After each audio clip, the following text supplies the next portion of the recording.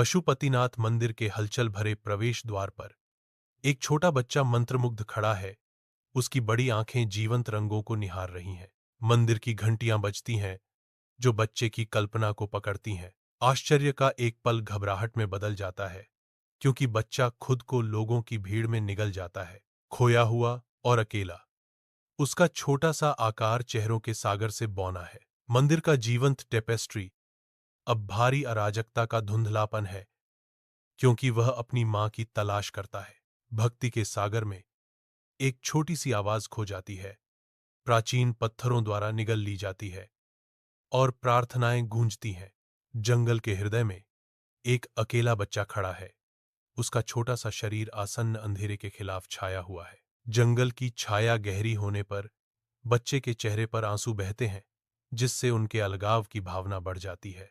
पत्तियों में सरसराहट बंदरों के एक झुंड के आगमन की घोषणा करती है।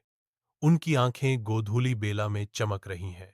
बच्चा चौड़ी, भयभीत आंखों से देखता है, क्योंकि बंदर उन्हें घेर लेते हैं। जंगल में एक अप्रत्याशित दर्शक।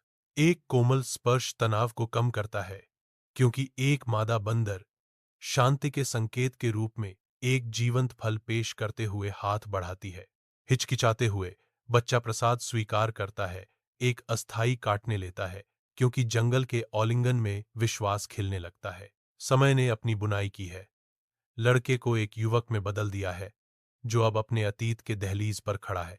गांव का किनारा, कभी डर की सीमा, अब उसे वापस बुलाता है।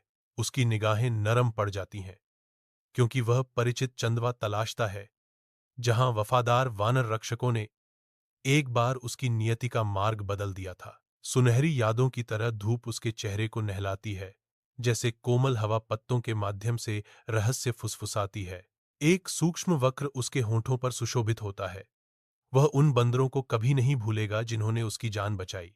जंगल उसकी अतीत की गूंज के साथ फुसफुसाता है, उसके दिल में स्थायी कृतज्ञता का वादा।